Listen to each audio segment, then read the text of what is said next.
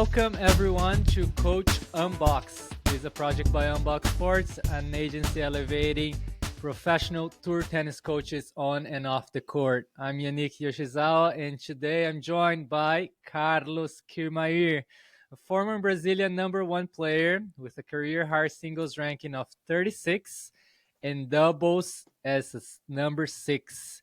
Having representing Brazil for 15 years in the Davis Cup as a player and then as a captain. As a coach, he led many players to multiple Grand Slam semifinals, having coached Conchita Martínez, Arantxa, Sánchez, Vicario, among many other great WTA and ATP players. He also coached Gabriela Sabatini to win her US Open title. Nowadays, Kirma shares his knowledge with several players and coaches at his high-performance training center in Brazil. He also leads as the GPTCA national president. Welcome, Carlos Kirmayr. Thank you for being here. How is the mountains in Brazil? Black Mountains, that's the translation of where I live, Serra Negra. The day is beautiful, sun shining, and some summer showers, which that's what we're getting. So very Nice. pleasant and enjoyable. Before we get to what Kirma or Carlos Kirmayr is doing today, let's take a step back and talk how you got into the sport of tennis. Take us back to your childhood and how you got into this sport with this little yellow fuzzy ball. Well, let's go back to the last century then. Half middle of last century, 1950s. My mother was starting to take tennis lessons. And I was about 4 years old. I used to go with her to the club. And since there was a racket around, I picked it up and I would go to the wall and started to hit. And then there was a big wall in my house. I started to hit it at home also. And then I started other sports. I did some swimming and played soccer. And when I was about 10 years old, my father hired a coach. He was a director of tennis in a club. And I went to meet the coach and I started to take lessons. And the guy was a old-fashioned tennis coach. You know, he took me by the hand and he took me everywhere. He would go to the tournaments, weekends. He was single, so he spent a lot of time in my house. He was kind of adopted by my parents. So we grew a very tight relationship. And then when I was about 11, I played my first national tournament, and I got to the finals. I was runner up, and well, and then there was a snowball. You know, there was no way to stop it. So And before we get into your later years in your family, they played tennis or they were involved in tennis? my father was a sportsman. He played everything. He did all kinds of different sports, and he got involved with tennis, and he got involved with the directing of the tennis department. And we would go to the club on the weekends, and that's where I would hang out. Hang on. So you got into tennis very early in your life, and you seem to have a pretty good juniors in Brazil. When you started and in juniors and you went into your teenage years, was that already something that you were like, well, I want to make this sport as my job? Or was just something that you just loved, you were passionate about, and you just wanted to just play for fun at that point? I loved it. There was no meaningful professional ambitions. You know, there was no professional tennis then. There was a group of about 20 players, the Jack Kramer group that he hired, about 20 players that were considered pro around 1962, and they were forbidden to play the slams. And that's the famous story of Laver winning the slam in 62, and then he was not allowed to play for 5 years. And then he went back and won the slam again. And there was a period where there was this kind of professional tennis, but couldn't dream of being a professional tennis player because it didn't occur to me. I just loved to play. I loved the competition. And when I was about 15, I discovered that there was college tennis in the States. And that amused me and made me want to search for that. How did you find that? How did you find that out? There was one guy that there was like a childhood idol. He was like 18, 17, 18. He was a great player for our standards, and he went to college in the States. And I said I want to do that, and I started to dream of that, and then the dream became reality a couple of years later. If you look back, it wasn't that common for a lot of players, especially in Brazil, to go and play college tennis. And, you find a way. Were your parents super supportive? You're going across the continent to play tennis, and describe a little bit, were there scholarships back then? How was that process of you deciding and convincing your parents? Yeah, that's exactly it. There were scholarships available. You had to have a certain level. The tournament that gathered coaches and players was the Orange Bowl. So you had to go to the Orange Bowl to have some visibility, to coaches to see you and to watch you play, and maybe you got lucky or you had a good level of tennis. And that's when I found out that was the process. I bugged the hell out of my parents to go to play the Orange Bowl, and that's what happened. I was my first year of 18. I went to the Orange Bowl, and then after the Orange Bowl, when I left, my I had a two-way ticket. I had a ticket to come home, and I told my father I don't want to come back. If I can, I'll just stay. And Yeah. that's kind of what happened. I didn't come back. I was not picked by a college right away, which was like February, and I had to wait until September. And I had an uncle that lived in California, so I went to spend some time with him to learn English, to prepare myself to understand something, at least a little bit Yeah. what was going on a classroom.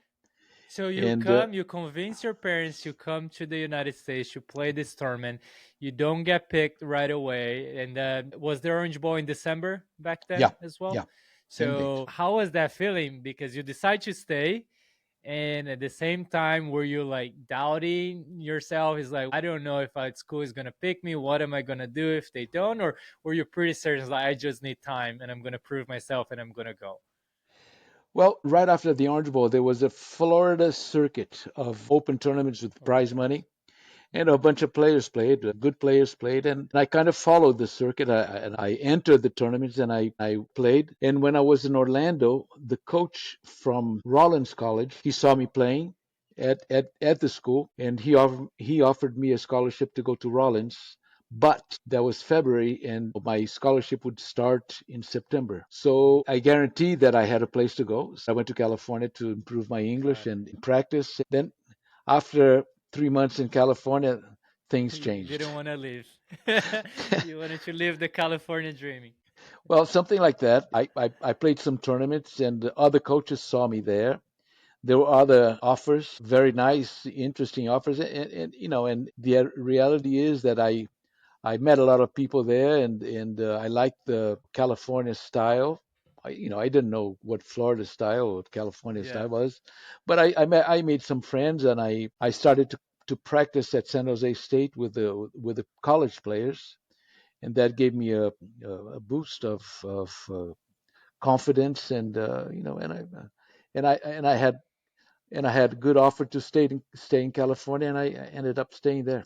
I'm gonna fast forward and go back to this because I have a question for you. Growing up in Brazil and seeing even Brazilian and South American style, you don't see a lot of serve and volleys coming from South America, but you do become later on in your career as a professional to be very famous for that style of play. Even though you were not 7 foot tall, you were not 2 meters Almost. high. Did you grow up playing that way, or was that sort of the American style that sort of stuck? Well, I had to adopt the style, playing on hard courts, coming from a clay court background, and having to adapt on hard courts, and so I had to come in. Besides, I had no backhand passing shot. What was going to be? I had no business staying back. So whatever was a possibility, I had to run to the net and find something to do over there. Because when I had to play from the backcourt, and when people found out that I had no backhand passing shots, that was a big problem. Oh my gosh, that's funny. And you say tennis chose you, and as you go through your tennis life, you also challenged a lot of the norms of play with your trademark of serve and volley, because especially from a South American, but also you had a quite peculiar style off the court as well. You changed a lot of styles, from your haircut, the way you dress. Can you spend a little bit of your personality and attitude that you felt like, I don't want to be traditionalist, I want to see what is out there, and you just always try to push the envelope? Maybe I really don't know, but something like that. I didn't like the ordinary. I guess I like flashy colors and I liked flashy things. And at one point, I was most likely influenced by the area that era that I lived. Things were happening. My hair grew long and my beard that I didn't have a couple of years before, and I decided that well, let it grow, and I enjoyed the feeling of being treated in a different way. I was challenging, kind of challenging the system, I suppose. Yeah, that's awesome. So you started Modesto Junior College and you finished at San Jose University. First, what did you study? And when you picked your major, were you think, oh, that's what I want to do in the business, or were you like, no, I'm just gonna do this because I got a scholarship and I'm gonna still be in tennis? Well, my college period was from 68 to 72. In 71, at one trip back to Brazil, I was played a national tournament under 21 and I won the tournament, and there was a vacant space on the Davis Cup team. So they called me on the team, so I became one of the four guys on the team, and that was a big thing because I was exposed right away. The first tie that we played, I already played a match, a great match. I played the number two from Czechoslovakia, and it was open TV, and I was on the air for about 5.5 hours. So there was a boost of being known because whoever watched tennis in Brazil watched the Davis Cup, and they Yeah. watched me. No, I was not living in Brazil. I was not having results in Brazil. Nobody knew who I was. And suddenly I was one of the players on the team and played a good match, and I stayed on the team. So my last year in college, I was a Davis Cup player. So that was a boost. Had some good college results, and I was playing very good doubles in college. I learned how to play doubles too. So it was a sequence of things, and when I finished college in 72, I had some money in my pocket, Hmm. and I had a ticket to go to Europe to play. So I spent 4 months in Europe playing, Wow. and I Okay. said, "This is what I want." And back in the beginning of the 70s, to be able to travel around the world, to see countries and meet people and different cultures, that was on everybody's wish list, Yeah. and so What that's what I was was able but to do. what did you study, or you don't even remember? I think I remember. I studied marketing and physical education. Minor Oh, minor wow. in PE, yes. Okay, okay. And before we get into a little bit of your professional career, you mentioned getting into the Davis Cup. Not a lot of people have that feeling in the professional environment until you reach the Davis Cup or Billie Jean Cup. But because you were also playing in college, you had that team environment. Do you think that helped you getting into this Davis Cup environment and understanding more than the other players, which I don't know if they were also playing at college tennis or not? But do you think that transition was easier?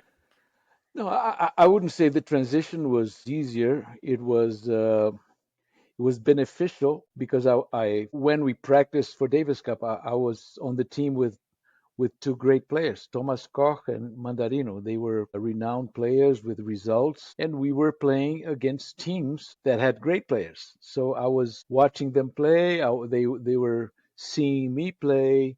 I was part of the contest of the ties, and then being able to go to Europe for the first time and playing the tournaments. And back then, we used to write letters to the tournament director. There was no ATP yet. Answer. Putting on your presentation letter, my name is such and such, and I'm a Davis Cup player. Well, that made a big difference because they wanted Davis Cup representatives. They could put a flag out on the court. Well, there's a player from Brazil and there's a player from Chile. That made the tournament more international, and they liked that. They didn't pay So that, anything. and also enlighten people, because a lot of people may not know this, but there was no entry system back then. It was basic on truly whoever the tournament director liked and wanted to be part. It was sort of like I'm gonna build my players list, and hopefully that's what it's gonna work out. So it was based on their decision. Yeah, and sometimes my own federation would write a letter to the federation that was holding the tournament. And so it was a political situation. And of course, there were players that lied because you couldn't check. It was more easygoing, more party like, visiting the world. And everybody, was more friendly. Everybody was traveling together. Everybody was broke. so, So tell me so though, it's fascinating. Back then, there were no this professional circuit structure, entry, rankings, and you go to Europe, you spend 4 months there, you burn through your money, but what's next there? How do you tell yourself that this is the sport that I want to continue to play, knowing how am I gonna make a living on a week to week basis, or it was just something that you're like, well, I'll figure it out. it was not even a sport. It was lifestyle. That was a spectacular lifestyle to be able to play, to be able to be in a different place every week, meet different people. There were great parties every week because the tournament put a great party. If you win, you don't party, but if you lose, you party. That was more or less the spirit, and that was great. And the biggest responsibility or desire was to have enough money to come back to Brazil and to have a ticket back to Europe or the States. And that was the main saving purpose, was to have enough money to buy the ticket to come back. And when you're there, you find a way to survive. So these tournaments, do they have prize money, or how were you actually collecting that money, hopefully to pay those tickets? Yes, they have very little prize money for singles, doubles, mixed doubles. You had to play everything, to pay the weekly expense. Hmm. Sometimes the tournament paid your hotel and meals. They give you sometimes a guarantee of $100 to you know to to get by. To make sure Yeah. that maybe you come back next year and play again. And you go through a crucial moment in tennis history, the foundation of the ATP, because you do end up actually having a ranking. You become 36 in the world in singles and six in doubles. But tell more on this party, like you're enjoying figuring things out until the point of becoming an actual structure organization and becoming more of a sport where you're still having the same lifestyle, and all of a sudden you just ended up having a number beside your name that was your ranking.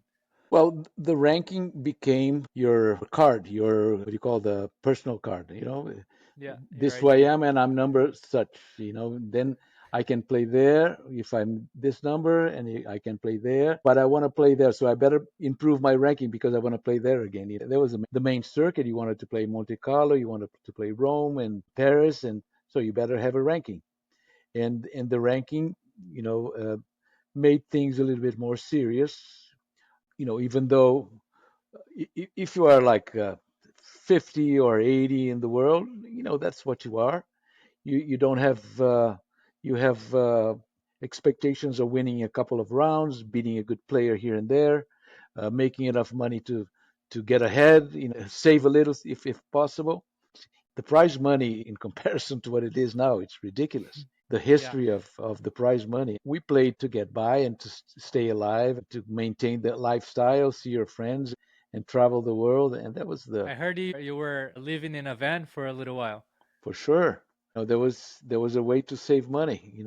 I had enough money to go from Amsterdam to Vigo, and I was going to play for 5 weeks in Spain. And the money to get to Vigo, no matter what, was going to end with just buying the ticket, and I had to do well. And the funny story, behind that, because it was a great moment. I bought a combi, Volkswagen bus, and I had a girlfriend, and she was my partner in the adventure, and we lived in this bus for 4 months. So we saved a lot of money in hotel bills, and we slept in great places. We stayed in great clubs, great views by the beach. So was summer in Europe. So it was a great experience. Saved money, kept me in the in the circuit for a couple more months at least. Yeah. Well, I wanted to highlight when you're talking about becoming number 36, six in the world, and having that lifestyle. I think people don't realize, but you ended up playing McEnroe, Borg, you ended up beating McEnroe and Nastase. Did you have a realization now that you look back to those moments as well? You become a huge reference for Brazilian tennis, but also these other players, they become huge references in their own countries, in the world. Did you realize the impact that you would be eventually making into the world of tennis, or was just something like, again, week by week, McEnroe on the draw, I'm gonna play against this lefty kid who thinks that he's very good? How was that? Tell us Yeah. that story. Well, he was good. He was number two that the day that I played him. The next week he was one, so he was good. And well, when you're there, when you're on the tour, your opponents are your opponents, and you have to go out there and play your best. I was starting to play my best tennis when I was 30. I played my best tennis from like 28 to 35. That I had my best wins. I was more mature. I understood the game. I understood the lifestyle. I understood my opponents. I could play. I could play well some days.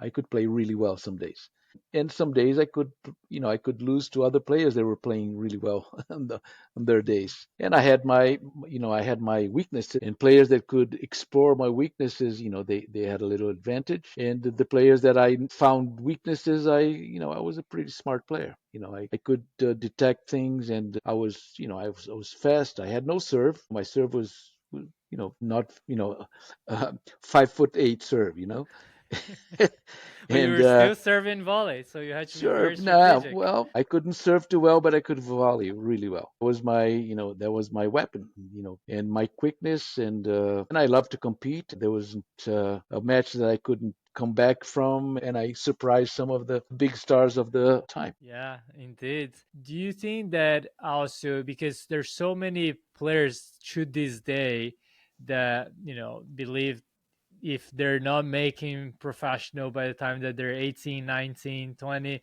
it's sort of their tennis career is over, right? Like, do you think that players become better players more in their 20s, close to 30s?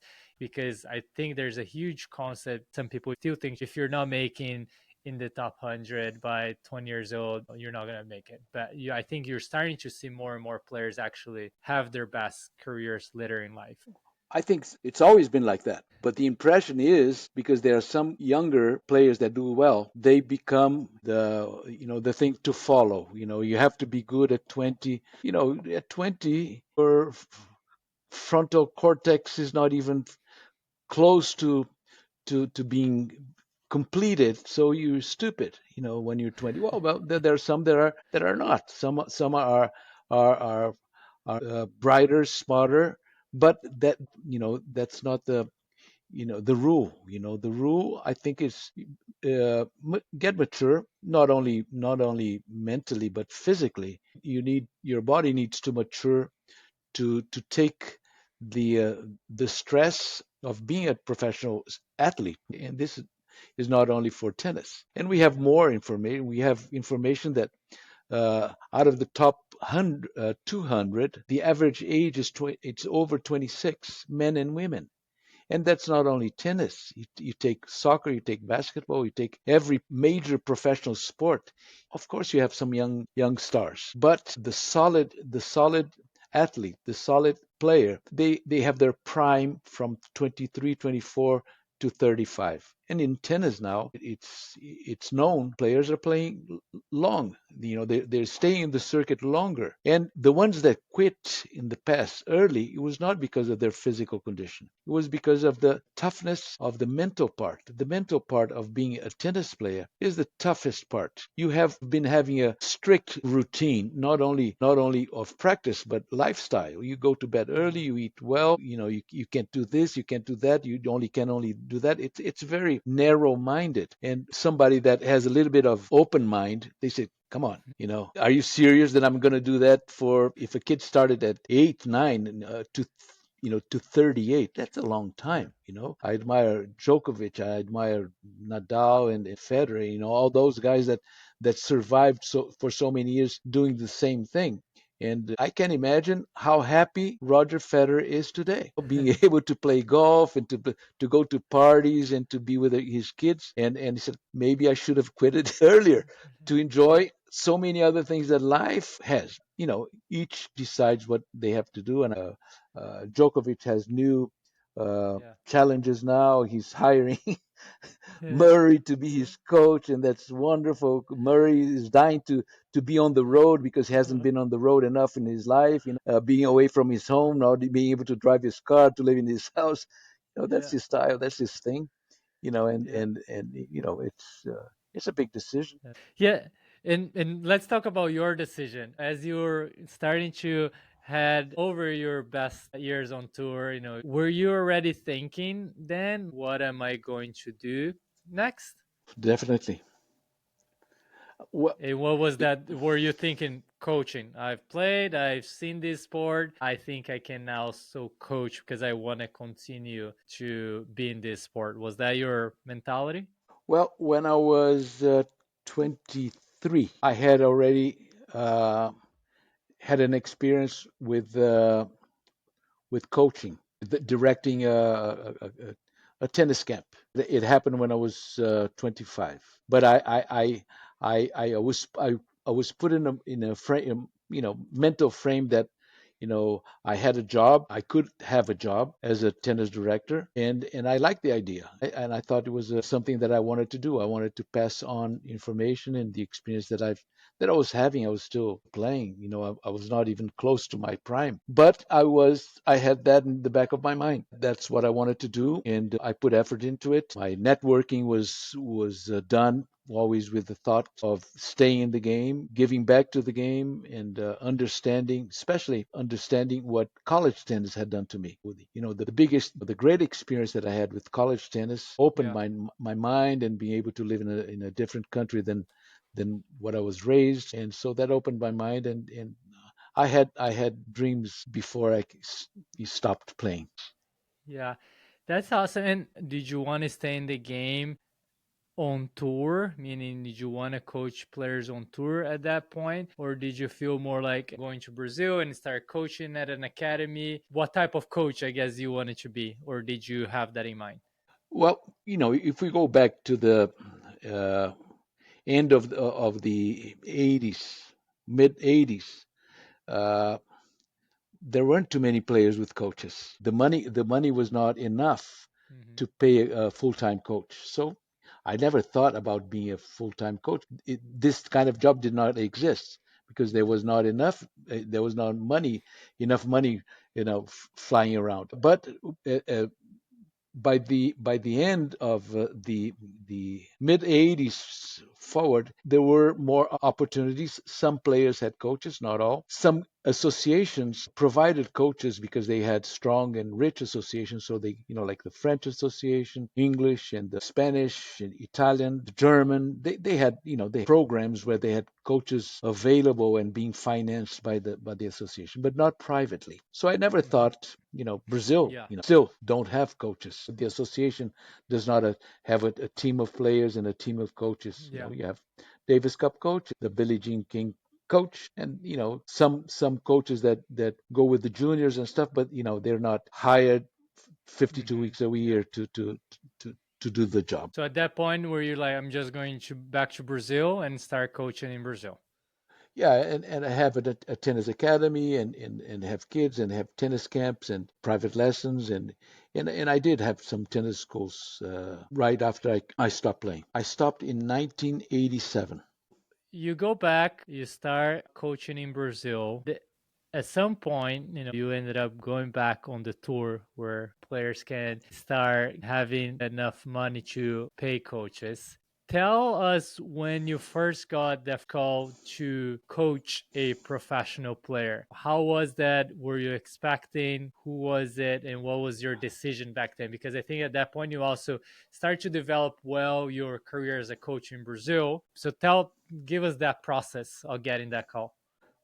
Well, I was involved with things here, and at one moment I represented Nick Bollettieri, and we did Brazil against United States junior boys. So Nick brought three boys, and we had three boys, and we had a Davis Cup kind of competition with television, and it was a big thing because it was Nick Bollettieri and all, and Jim Lair, who was the sports psychologist for the academy, Yeah. came and we became friends. We had done a couple of things together at the academy in Bradenton, and he was Gabriela Sabatini's psychologist. She was starting to work a little bit with him, and also Gabriela's manager, Dick Dell. He was a good friend of mine. So we played college at the same time. So when Gabriela and her ex-coach, they parted. She was without a coach, and they made three lists. Dick Dell made a list of coaches, Jim Lair made a list of coaches, and Gabriela's father made a list of coaches, and I was on Dick Dell's and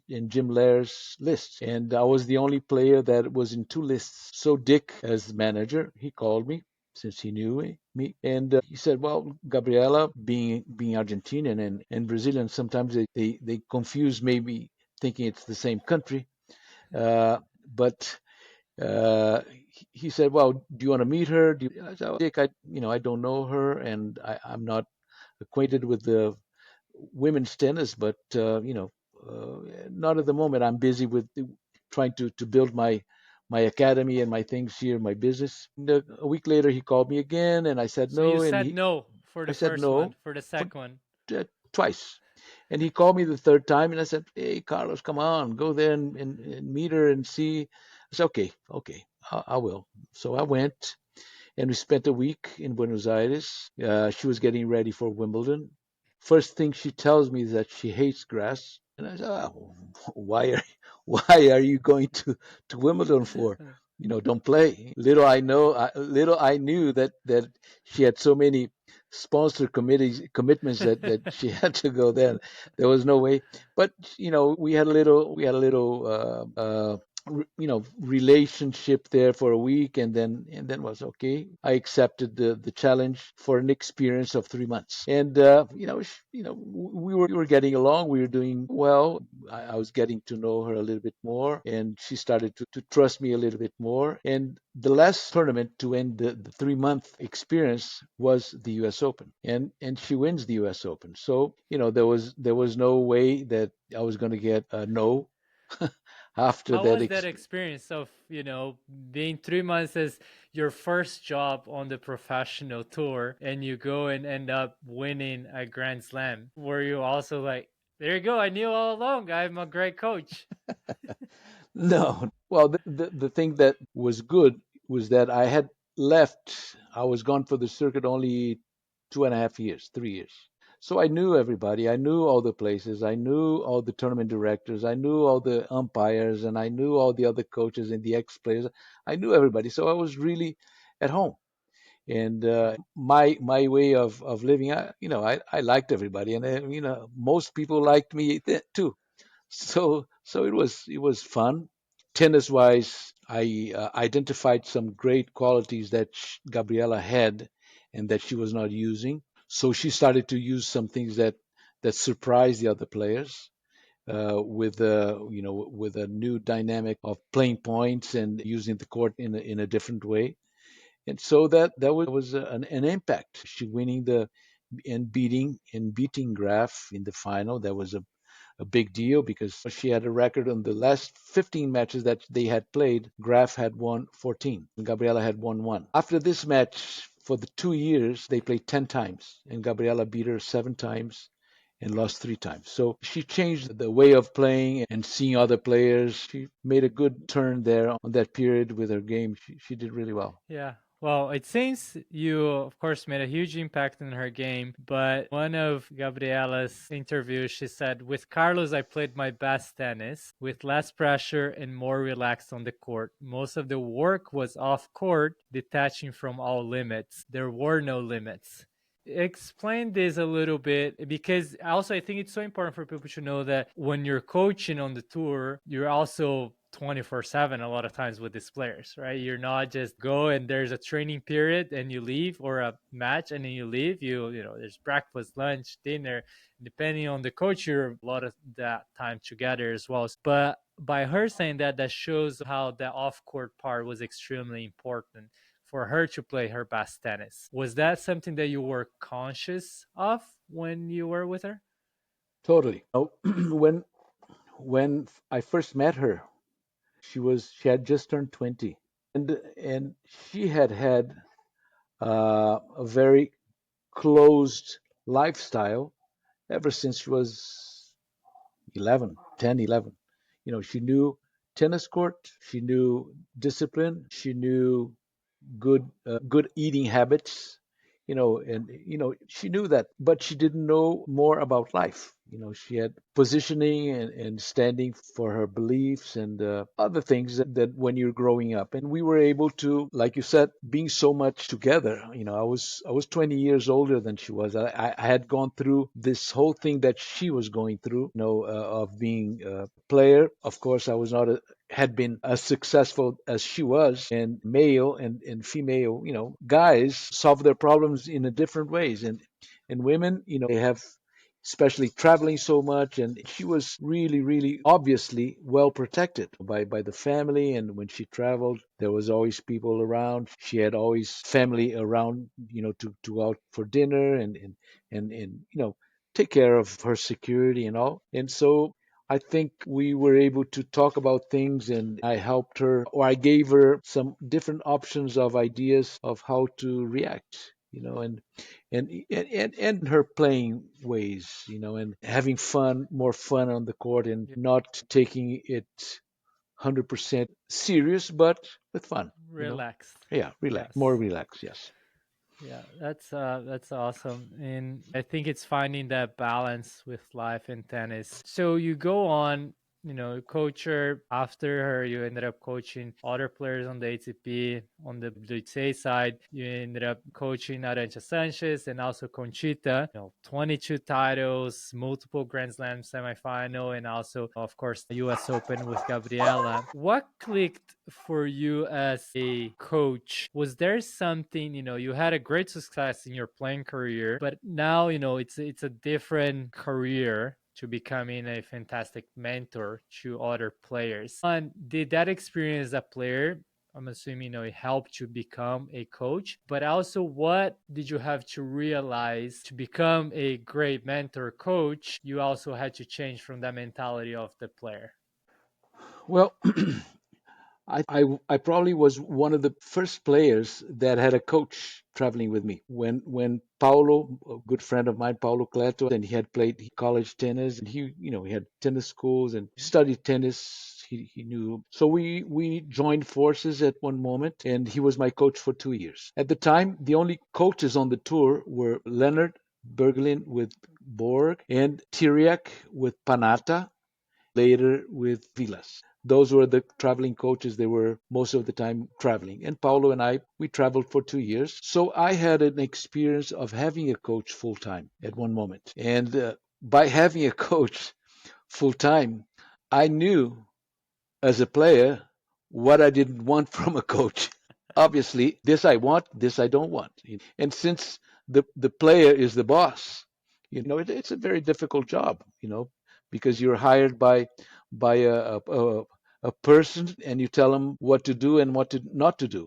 and you get upset with them, and you give them directions that they don't want to hear. It's difficult to make changes. So if you want to, if you want to get to your point, you have to find ways. It cannot be direct all the time. Sometimes you have to go around and find the right moment to touch that subject, or to touch things that have to be talked about or done. And I think, had been a player and with a coach, and then being a coach with other players, I think all this experience was I used it, Yeah. and that helped a lot for sure. And seeing how other coaches coach, and having coaches friends, learning from them, learning from their experiences and stories too. So it's a very rich business. Yeah. And now, going into the next chapter of your life, before you went to Gabriela, you already had an academy. You started influencing the next generation, but also other coaches with clinics, development programs, and whatnot. And were you tired of the professional tennis tour, also just because you played and then you coach, you basically don't have a home? Did you want to sort of like have a home, have family that you would go back to, or was that also just a bigger vision of like, okay, I want to also influence this next generation of players? You ended up developing your training center in a prep school, uh, in which I was there as well. So as a couple of our co-founders, talk about as that transition now to be out of the tour. Gabriela was the first player I coached, and then Arantxa, and then Gabriela again. We went back. We split at one moment, and then we came back. And then I coached Cedric Piolin. Then I coached Conchita Martínez, and then I coached Nicolas Pereira. That was the players that I coached at this level. And after Nicolas, I decided that I wanted to come back and take care of my business. I felt that I had learned so much from the 7 years that I spent on the road, and I had already spent like 15 years as a player, and then another 7 years as a coach. And I said, well, this is a good experience. This is fine. I've stayed in enough hotel rooms. I've had dinner in quite a few restaurants, and I want a simpler life. I want to run an academy, and that's what I did. And with that, running an academy, I had the experience of organizing workshops for coaches, because I felt that Brazilian coaches didn't have enough information or experiences. And since I had an academy and I needed good coaches, I decided to start sharing my experience, bringing other coaches to share their experiences. And I started the certification of coaches through the Brazilian Tennis Association 1998, right after I stopped traveling. One of the first projects that I had was starting the certification program, which was great. We touched about 5,000 coaches in 4 or 5 years, and there was a huge learning experience for me, because not only I was in touch with great professors of the sports that I hadn't had before. I had the playing experience and the coaching experience, but I didn't have the experience of studies, Mm-hmm. things that were starting to come up, information that were not available was when I was a player or as a coach. So I learned so much from this adventure of starting this certification program, which, of course, I learned from other friends that started their certification programs in different countries. So it was a great transition. I needed that, and I was very happy with the way I occupied my life, and that I shared the experiences that I had had until then.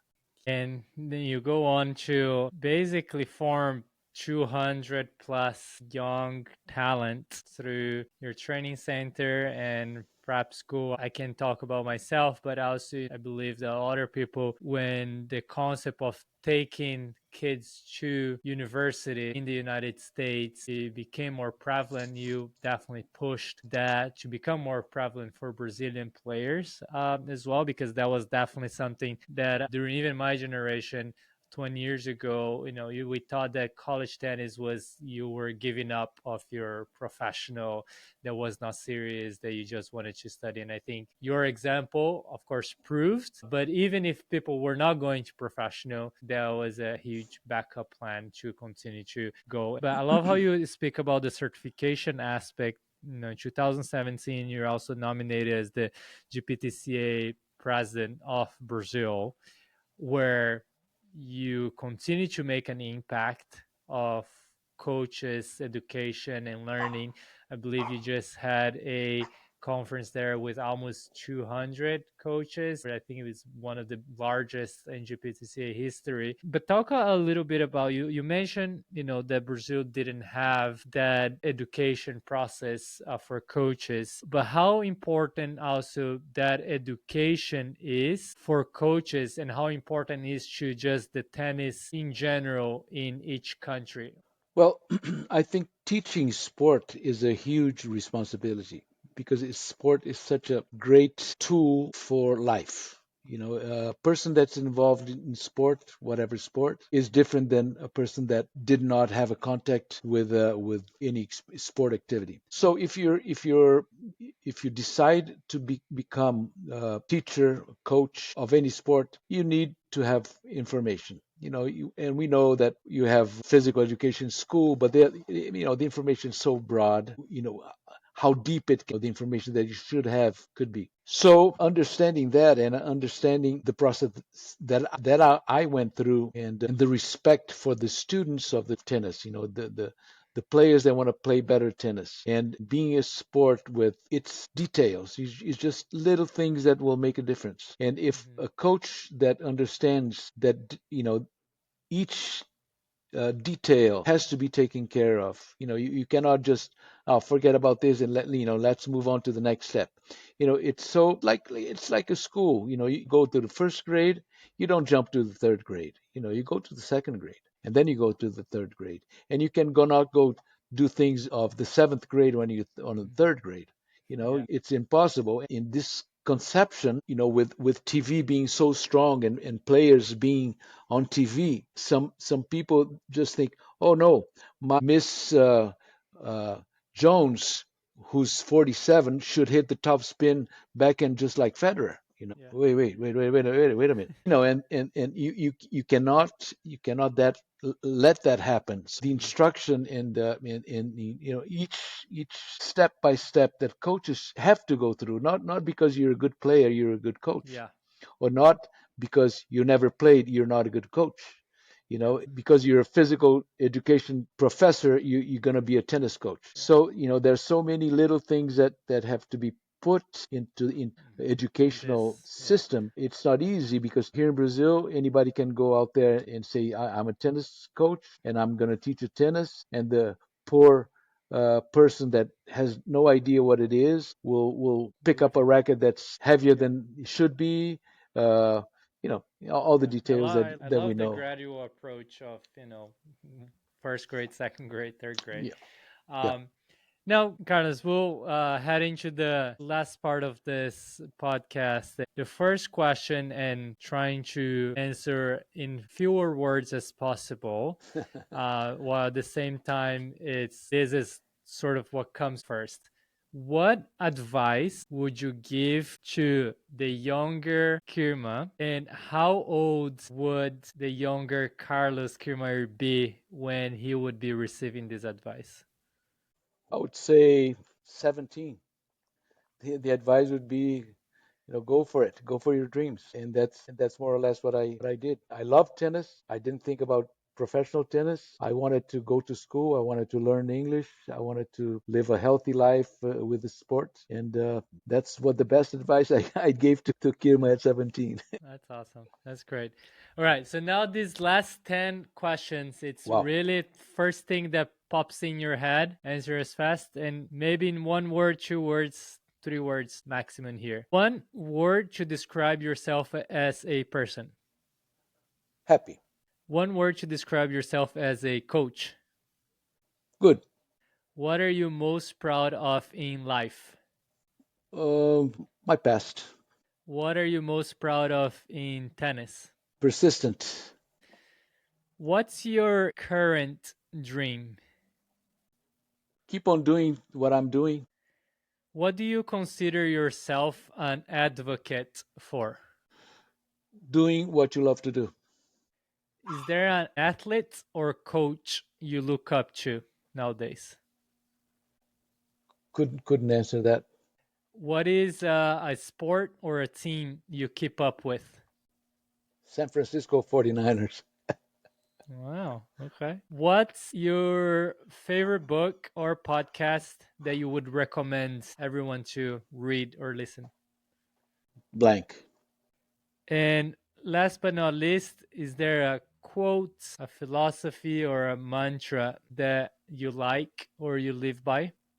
Well, I think for the players that I coach or eventually I might be coaching, stick to the tactics that will keep your mind not from wandering bad ideas.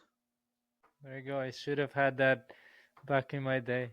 Well, muito obrigado, Kirma. Thank you very much. My Definitely a pleasure. legend, not only in Brazil, but international tennis. Your legacy is indisputable, and it's an honor to have been part of your development program, but also to hear more of your stories and have you share more of them as well with a wider audience. And thank you, everyone, for listening. Please follow Carlos and his training center and everything that they continue to do to make tennis a better sport.